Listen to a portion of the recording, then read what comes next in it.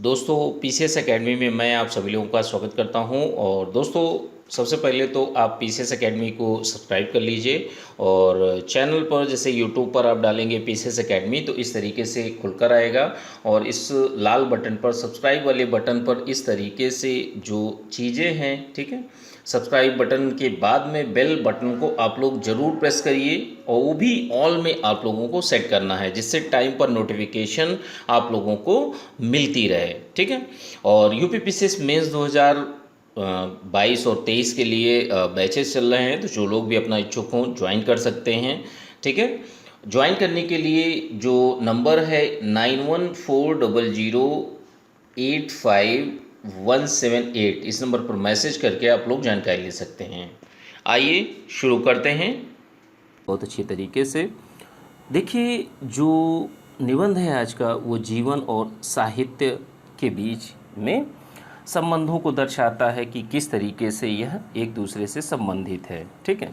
जब जीवन और साहित्य की बात करते हैं तो देखिए, जीवन जो है, हमारा जो जीवन होता है वो संपूर्ण विवेचना, जैसे हमारी पूरी जीवन है, जीवन की संपूर्ण विवेचना करने का ही नाम क्या है? साहित्य। साहित्य में जीवन के अनेक पहलुओं पर बात की जाती है। वो हो सकता है राजनीतिक बात हो सकता है आर्थिक बात हो, या कोई सामाजिक बात हो सकती है, या सांस्कृतिक पहलू हो सकता है, ठीक है। और यह एक प्रक्रिया है दोस्तों।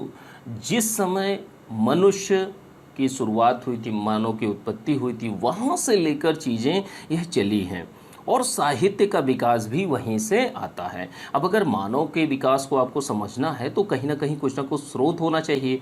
तो यहाँ पर जो अहम भूमिका निभाता है वो आपका साहित्य है, ठीक है। लिटरेचर है जो आपका जीवन के बारे में बताता है, मानव के जीवन के बारे में। और मानव ही दोस्तों क्या है? मानव ही आधारभूत विषय है। भाई, साहित्य का विषय देखिए अलग अलग पहलू हो सकते हैं, लेकिन वो कहीं ना कहीं जो एक व्यक्ति है, जो मानव है, उसी के इर्द गिर्द सारी क्रियाओं से संबंधित होगा कहीं ना कहीं, ठीक है। और ये कहा जाता है कि जीवन जो है, जीवन साहित्य की अनिवार्यता है। बिना जीवन के आप साहित्य जो लिटरेचर है उसका निर्माण नहीं हो सकता। तो ये बातें कही जाती हैं। जैसे जीवन के हित तथा अहित भावों के साथ रचना को साहित्य कहते हैं। जैसे साहित्य क्या कहते हैं, किसको कहते हैं? अगर परिभाषा की बात की जाए तो जीवन के हित, जैसे अच्छे काम या अहित बुरे काम, या उनके साथ जो भाव आते हैं, भावों के साथ की गई रचना को क्या कहते हैं? रचना को आपका साहित्य कहते हैं। और जैसे हमें जो लिटरेचर होता है या जो साहित्य होता है, तो साहित्य के माध्यम से हमें समय काल का पता लगता है कि बहुत पुराने समय काल में कौन कौन सी चीज़ें प्रचलित थी, सामाजिक व्यवस्था कैसी थी, राजनीतिक व्यवस्था कैसी थी। तो समाज का हमें क्या है? दर्पण प्रतीत होता है। एग्जाम्पल के माध्यम से आप देखिए कि जैसे जो मूवियाँ बनती थी, ठीक है, तो किसी न किसी उपन्यास या जो आपका कोई निबंध है या कोई कहानी है, उस पर मूवियाँ बनती हैं और समाज का दर्पण कही जाती हैं, ठीक है। सिनेमा में आप लोगों ने 70 और 60 के दशक में देखा होगा कि जो समाज का एक एक्चुअल स्थिति थी या पोजीशन थी, उसको दर्शाया जाता था इसमें, ठीक है। तो यहाँ पर समाज का दर्पण तीनों कालों में, वो चाहे आपका प्राचीन काल हो, मध्यकाल हो, आधुनिक काल हो, तो सभी में समाज का दर्पण दिखाने का कार्य कौन करता था? जो स्रोत था, वो मुख्य स्रोत कौन सा था? वो स्रोत था आपका साहित्य, यानी लिटरेचर। अब देखिए, इस समय का प्रतिबिंब कैसे माना जाता है कि जैसे आपको ये देखना है कि आपका 19वीं से 20वीं शताब्दी के बीच में भारत की सामाजिक, आर्थिक, राजनीतिक, सांस्कृतिक परिस्थितियां कैसे थी, या लोग कैसे अपने जो जीवन यापन है उसको करते थे। तो इन चीज़ों को जानकारी के लिए आप क्या करते हैं? आप लिटरेचर का सहारा लेते हैं, साहित्य का सहारा लेते हैं। किस तरीके की संगीत कलाएँ थी, किस तरीके से स्थापत्य कला थी, तो इन सारी चीज़ों को बताया जाता है। तो यहाँ पर जो समय है, जो टाइम है, टाइम का एक रिफ्लेक्शन दिखाई देता है हमें किससे, किसके द्वारा? वो है आपका लिटरेचर के द्वारा, ठीक है। तो बात यही कही जाती है कि जैसे उच्च नैतिक और कल्याणकारी जीवन, जैसे जो बहुत अच्छे व्यक्ति होते हैं, ठीक है, और बहुत ही कल्याणकारी कार्यों को क्रियान्वित करते हैं, उनके मूल्यों को क्या है, साहित्य में स्थान दिया जाता है।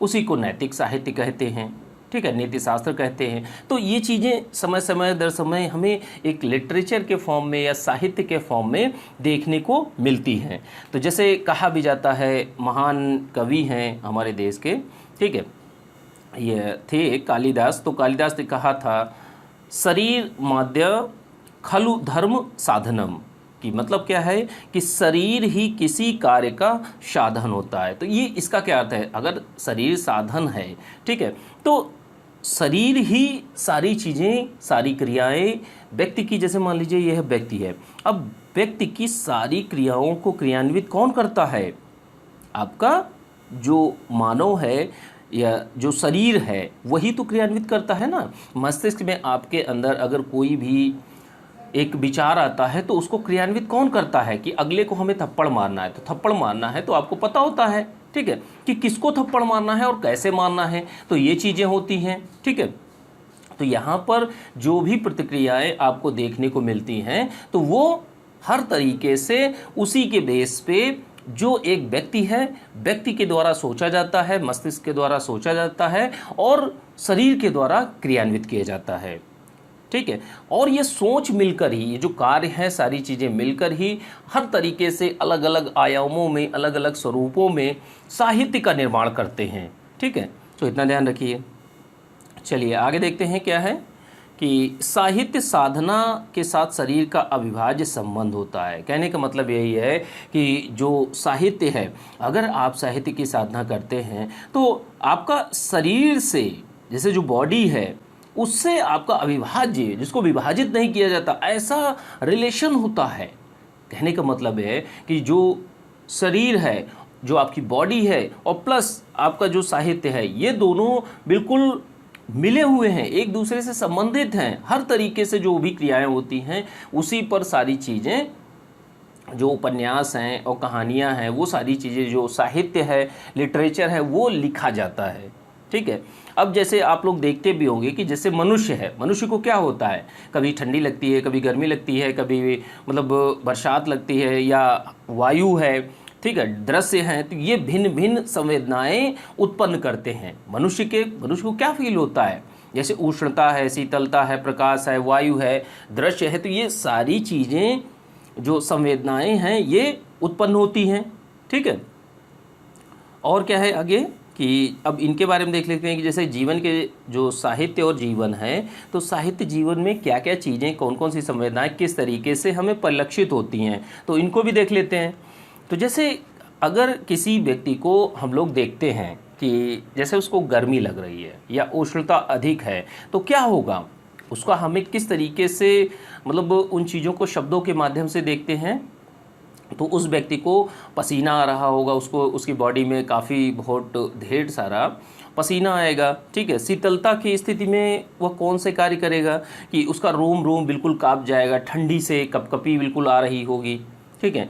दृश्य कह सकते हैं कि जैसे दृश्य है, बहुत खुशी का अवसर हुआ तो व्यक्ति बहुत खुश, आनंदित होता है, तो एक आनंद का भाव उसमें परिलक्षित होता है, उस व्यक्ति में दिखाई देता है, ठीक है। तो ये सारी चीज़ें जो साहित्य है, लिटरेचर बना किससे है, ये मनुष्य की क्रियाओं से बना है, ठीक है। तो ये बात कही जाती है। और मानव शरीर क्या है, मानव शरीर एक यंत्र है, एक यंत्र की तरीके से मानव शरीर कार्य करता है। अब मानव शरीर जो है, ह्यूमन बॉडी जो है, एक यंत्र है, ठीक है। अब एक यंत्र की तरीके से कार्य कैसे करता है, इसको देख लेते हैं कि जैसे जो मस्तिष्क है, मस्तिष्क हर एक क्रियाओं को एक सेंसेशन भेजता है कि आपको ये कार्य करना है, सोचता है सारी चीज़ों को, ठीक है। और साहित्यकारों की सर्जना के आधार पर बनते हैं, ठीक है।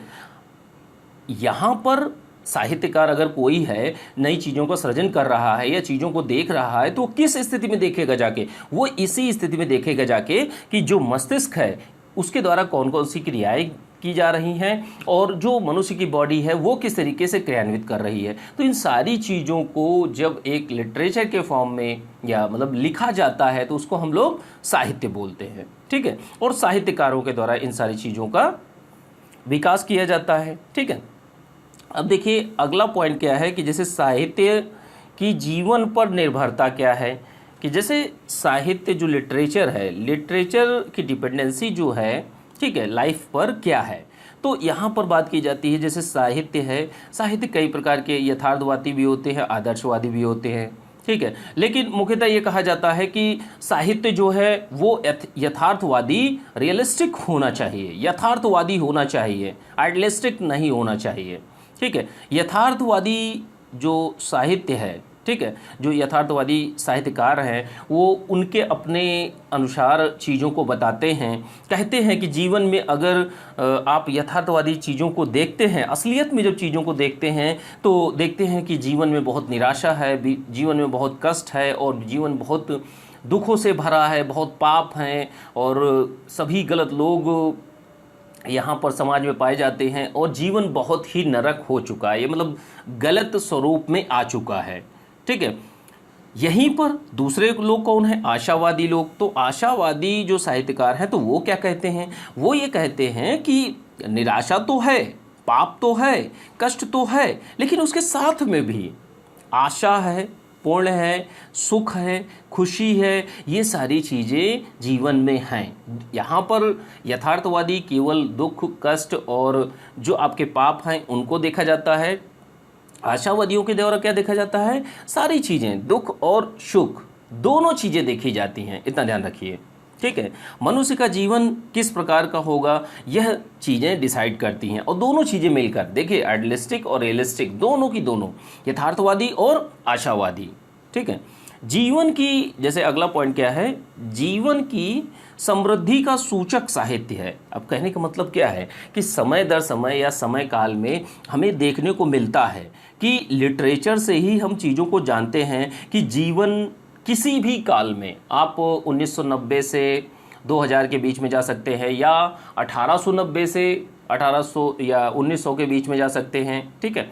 किसी भी साल में आप चले जाइए, वहाँ की अगर जो परिस्थितियाँ हैं या लोगों का जो जीवन स्तर है उसको अगर आपको समझना है, देखना है, बूझना है, तो उसको चीज़ों को करने के लिए आपको क्या करना पड़ेगा, आपको वहाँ का उस काल का साहित्य, लिटरेचर आपको पढ़ना पड़ेगा, ठीक है, कि वहाँ की संस्कृतियाँ क्या थी, वहाँ के लोग कैसे थे, किस तरीके से जीवन यापन करते थे, कौन सी फसलों को उगाते थे, कौन से कार्यों को करते थे, कौन सी सामाजिक कुरीतियाँ वहाँ पर थी, कौन सी सामाजिक पद्धतियाँ वहाँ प्रचलित थी। तो ये सारी चीज़ें, जानकारी हमें किससे मिलती है, ये आपकी लिटरेचर से मिलती है। और जैसे देखिए हमारे साहित्य जो है, साहित्य सभ्यता, जो आपका सभ्यता है और संस्कृति है, ये इसका वाहक, मतलब इसको आगे बढ़ाने वाला हो माना जाता है, ठीक है। कहने का मतलब है सभ्यता और संस्कृति, आप समय दर समय चीज़ों को देख सकते हैं। जैसे सिंधु घाटी सभ्यता है, तो सिंधु घाटी सभ्यता की लोगों का जीवन स्तर, किस तरीके से वो खेती करते थे, कृषि करते थे, कौन से देवता की पूजा करते थे, तो ये सारी चीज़ें हमें उस सिंधु काल में जो लिटरेचर मिले हैं, वैदिक काल के लिटरेचर जो मिले हैं, हमें उससे पता लगता है, ठीक है। और स्रोत और भी हैं, ठीक है। तो यहाँ पर बात कही जाती है जो सभ्यता और संस्कृति है, इसको आगे बढ़ाने में जो मुख्य भूमिका निभाता है वो आपका साहित्य होता है, ठीक है। तो ये चीज़ हो जाती है, ठीक है। चलिए आगे देखते हैं, अगला क्या है, साहित्य का योगदान देख लेते हैं कि जैसे साहित्य का योगदान क्या किया है, आखिर साहित्य ने, इसका जो कंट्रीब्यूशन है वो क्या रहा है। तो इसको हम लोग देखते हैं कि जैसे जीवन और जीवन के कारकों पर प्रभाव पड़ता है। भाई सीधी सी बात है, अगर आज की डेट में हम लोग डेवलप्ड हैं तो चीज़ों को हम लोग पढ़ते हैं ना कहीं से, कि पिछले समय हम किस तरीके से थे, किस तरीके से हम जीवन यापन करते थे, किस तरीके से चीज़ों को हम लोग देखते थे, किस तरीके से हमारी जीवन शैली थी, रहन सहन था वो कैसा था, खान पान कैसा था। अगर यही 100 साल पीछे चले जाएंगे तो आपको चीज़ें दिखाई देंगी, 200 साल पीछे जाएंगे तो दिखाई देंगी, 500 साल पीछे जाएंगे तो भी आप दिखाई देंगी, बौद्ध काल में जाएंगे तब भी दिखाई देंगी, उससे पहले जाएंगे तब भी वही चीज़ें दिखाई देंगी। तो जीवन और जीवन के कारकों पर किसका प्रभाव पड़ता है, साहित्य का, लिटरेचर का। जैसे सिंधु सभ्यता की बात कही जाती है तो लगभग 4000 वर्ष पूर्व सिंधु सभ्यता का उदय हुआ था और आज तक निरंतर जो है, ठीक है, ये चीज़ें, सभ्यता और हमारी संस्कृति, उसका निरंतर विकास हो रहा है। और इसकी स्रोतों को, जैसे स्रोत जब हम देखते हैं तो स्रोतों में सबसे पहला स्रोत जो आता है वो आपका आता है साहित्य स्रोत ही है, ठीक है। अगर ये साहित्य स्रोत नहीं होता तो आज की डेट में हमें सभ्यताओं संस्कृतियों की जानकारी नहीं हो पाती। उस समय आप सोच कर देखिए ना कि वैदिक काल का क्या स्वरूप था, क्या नहीं था। जो महाभारत है, रामायण है और बहुत सारे लिटरेचर जो हैं, वेद हैं, पुराण हैं, तो ये उपनिषद हैं, तो ये चीज़ें क्या करती है, ये चीज़ें लोगों को बताती हैं सारी चीज़ें कि उस समय की वैदिक काल की संस्कृति और सभ्यता किस तरह की थी। अगर यही चीज़ नहीं होती तो हम उस काल की सभ्यता और संस्कृति को नहीं जान सकते थे, या विश्व की जो बड़ी बड़ी सभ्यताएं हैं हम उनको नहीं जान सकते थे। ठीक है। और यह भी जानने में इम्पोर्टेंट होता है कि जैसे मानव का विकास कैसे हुआ है, कि मानव का विकास आखिर हुआ कैसे है, कैसे इतना डेवलप किया जो ह्यूमन है या मानव जो है, इसका विकास किस तरीके से हुआ है। पहले किस तरीके से कार्यों को करता था, पहले आखेटक के रूप में था, फिर उसके बाद ने इसका थोड़ा सा विकास हुआ, फिर आगे चल के इसने अपना कृषि करना स्टार्ट किया, फिर उसके बाद आगे आगे जो आपका आर्य आते हैं, ठीक है, फिर उसके बाद वैदिक काल आता है, फिर उसके बाद मौर्य और बाकी सारे काल में लोगों का विकास होता चला जाता है। ठीक है, तो ये चीज़ें हैं। प्राचीन काल में सभ्यता और संस्कृति अत्यंत, हमारे देश में कहा जाता है कि हमारी जो भारतीय सभ्यता और संस्कृति थी, तो प्राचीन काल में सभ्यता और संस्कृति बहुत ही ज़्यादा अत्यंत समृद्ध थी, यह कहा जाता है। पर और वर्तमान में क्या है, अगर वर्तमान परिप्रेक्ष्य में देखेंगे तो विकासशील राष्ट्रों की सूची में हमारा देश आता है। तो आप सोच कर देखिए कि निरंतर हमारे देश का पतन हुआ है, ना कि हम आगे बढ़े हैं। वैज्ञानिक रूप से, तकनीकी रूप से हम लोग आगे बढ़ गए हो, लेकिन अगर सभ्यता और संस्कृति के स्तर पर देखेंगे तो निरंतर इसमें पतन ही हुआ है। ठीक है, पहले कहा भी जाता है कि हमारे देश में, कि पहले हमारे देश को सोने की चिड़िया हुआ करता था, लेकिन आज के डेट में क्या है, अंग्रेज़ों ने और मुसलमानों ने काफ़ी शोषण भी किया। ठीक है, और मुख्यतः जो शोषण किया गया वो जो अंग्रेज़ थे, अंग्रेज़ों ने बहुत ज़्यादा शोषण किया, जिसकी वजह से जो एक समय भारत सोने की चिड़िया कहा जाता था वो अब उसका पतन हो चुका है। ठीक है, साहित्य जो होता है दोस्तों, साहित्य ने चेतना विहीन मानव में चेतना का प्रसार किया है। कहने का मतलब यही है कि जिस समय हमारा राष्ट्रीय आंदोलन चल रहा था और 1600 ईस्वी से लेके अगर आप 1947 और 50 तक देखेंगे तो साहित्य ने क्या किया, लिटरेचर ने सभी को जागृत करने का प्रयास किया। हर तरीके से स्वाधीनता संग्राम में जो लिटरेचर है इसकी बहुत बड़ी भूमिका रही। ठीक है, और जो चेतना विहीन मानव था तो उसको उसमें एक चेतना का प्रसार किया।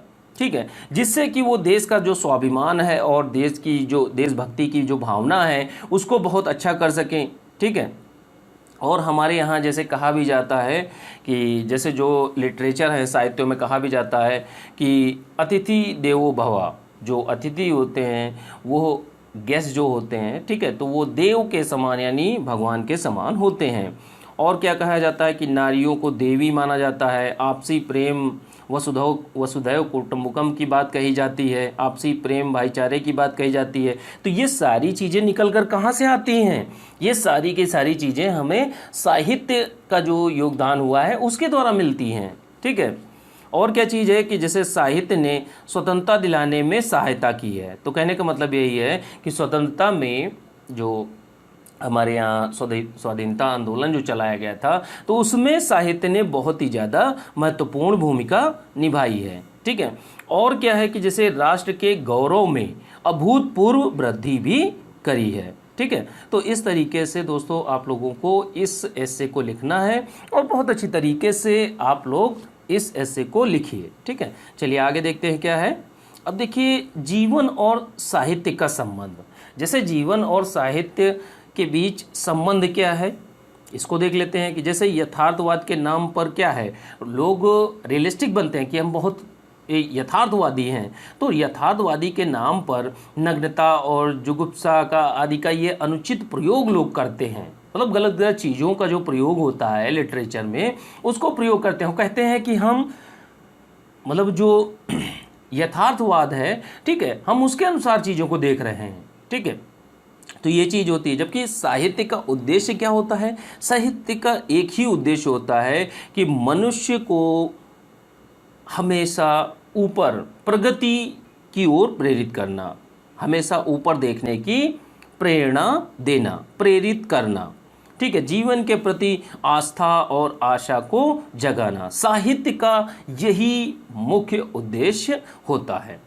जैसे भारतीय मान्यता के अनुसार कहा भी जाता है हमारे यहाँ साहित्यों में कि प्रत्येक बुरे विचार का परिणाम जो होता है बुरा ही होता है। कि कहा भी जाता है, आपने काफ़ी गीतों में सुना भी होगा कि बुरे काम का हमेशा जो नतीजा होगा वो बुरा ही होगा। जैसे मान लीजिए आपने किसी खेत में अगर गेहूं बोए हैं तो वहाँ से गेहूं ही निकलेंगे, कभी चावल या अन्य कोई फसल नहीं निकल सकती, ठीक है। साहित्य के संदर्भ में बात कही जाती है तो साहित्य के संदर्भ में सत्यता, दृढ़ता, पवित्रता, प्रसन्नता, इन सारी चीज़ों से मनुष्य में शक्ति और सौंदर्य में वृद्धि होती है। सौंदर्य का मतलब एक आंतरिक सौंदर्य, ठीक है, बाहरी सौंदर्य नहीं जो आप मेकअप करते हैं वो वाला सौंदर्य नहीं, आंतरिक एक इंटरनल जो एक क्या कहते हैं सौंदर्यता होती है, ठीक है, तो उसको एक चीज़ के रूप में दिखाता है, ठीक है। तो साहित्य यहाँ पर बहुत अहम भूमिका अदा करता है। यथार्थवाद और जो आदर्शवाद है, ठीक है, ये एक दूसरे के पूरक माने जाते हैं। मानव में क्या है, दुर्बलता और महानता दोनों होती हैं, दोनों एक साथ ही चलती हैं, ठीक है।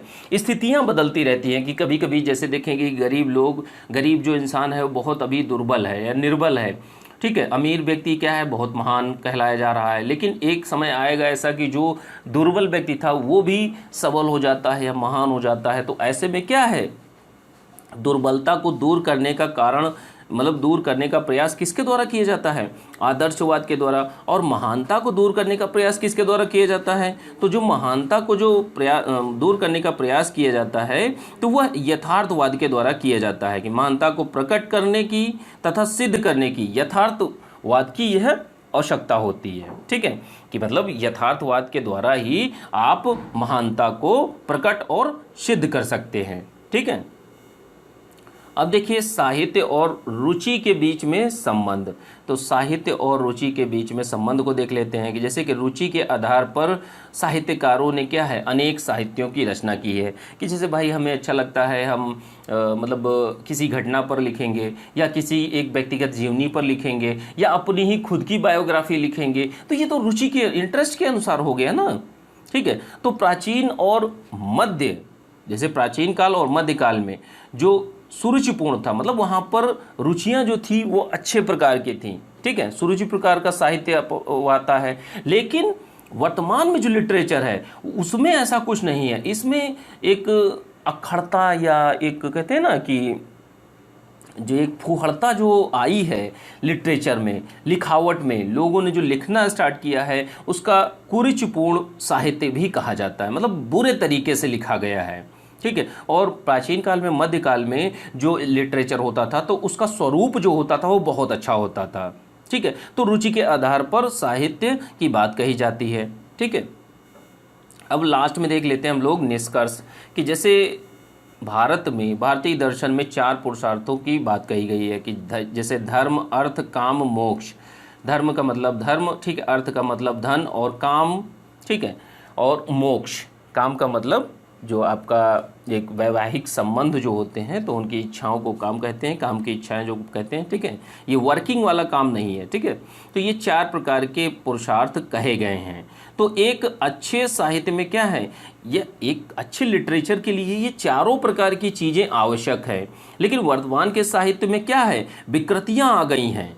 सबसे बड़ी चीज़ ये है कि वर्तमान के साहित्य में काम की चीज़ों पर बात कही जाती है, ठीक है, जो धर्म है, अर्थ है, ठीक है। तो ये सारी चीज़ें हैं। जीवन जो है वो साहित्य का आधार कहा जाता है। जीवन चारों पुरुषार्थों का समन्वय है। ऐसा नहीं है कि दो का है बाकी 2 का नहीं है। तो यहाँ पर जो बात कही जाती है चारों का समन्वय ही जीवन है, ठीक है। तो ध्यान रखिएगा, जीवन जो है चारों पुरुषार्थों का एक समन्वय कहा जाता है। समाज का जीवन, राज्य का जीवन, संपूर्ण विश्व का जीवन, इन संदर्भों में चीज़ों को देखा जाता है, ठीक है। समाज में आप देखते हैं कि लोगों का जीवन हो जाता है। जब राज्य की बात करते हैं तो पूरा का पूरा राज्य ही आ जाता है। और संपूर्ण जब विश्व के जीवन की बात करते हैं तो हर एक स्वरूप में जो चीज़ें बात की जाएगी वो चार पुरुषार्थों पर ही बात कही जाती है। तो ये एक अच्छे लिटरेचर यानी साहित्य की बातें कही जाती हैं। और जीवन के बिना यह कहा जाता है कि निष्कर्ष में आपको क्या बताना है कि जैसे जो जीवन है, जीवन के बिना साहित्य की कल्पना भी नहीं की जा सकती है, तो यह बात कही जाती है। ठीक है, और क्या है, लास्ट पॉइंट क्या है कि जीवन को अच्छा बनाने हेतु यथार्थवादी और आदर्शवादी के मिश्रण के साथ में धर्म, अर्थ, काम, मोक्ष, इन सारी चीज़ों का समन्वय होना आवश्यक है। तो इस लाइन से ही आप अपने जो ऐसे है उसको समाप्त करिए और सभी आयामों को, जो जीवन और साहित्य एक दूसरे से किस प्रकार से संबंधित है और किस तरीके से पूरक है और किस तरीके से जो साहित्य के योगदान में जीवन ने योगदान दिया है, तो एक दूसरे से किस तरीके से डिपेंडेंट है, इन सारी चीज़ों को आप लोगों ने देखा। ठीक है, और दोस्तों इस ऐसे को आप लोग बहुत अच्छी तरीके से लिखिए और लिखने के बाद आप लोगों को क्या करना है कि मेरे व्हाट्सअप नंबर 9140085178 पर आप लोगों को जो भी आप लिखते हैं तो उसको इस पर भेजना है। और दोस्तों आप सभी लोगों से रिक्वेस्ट है कि आप लोग पीसीएस एकेडमी का टेलीग्राम चैनल जरूर ज्वाइन कर लीजिए, क्योंकि वहाँ पर सारी की सारी नोटिफिकेशन और जो भी सारी चीज़ें होती हैं, ठीक है, तो आपको वहीं पर मिलती हैं। ठीक।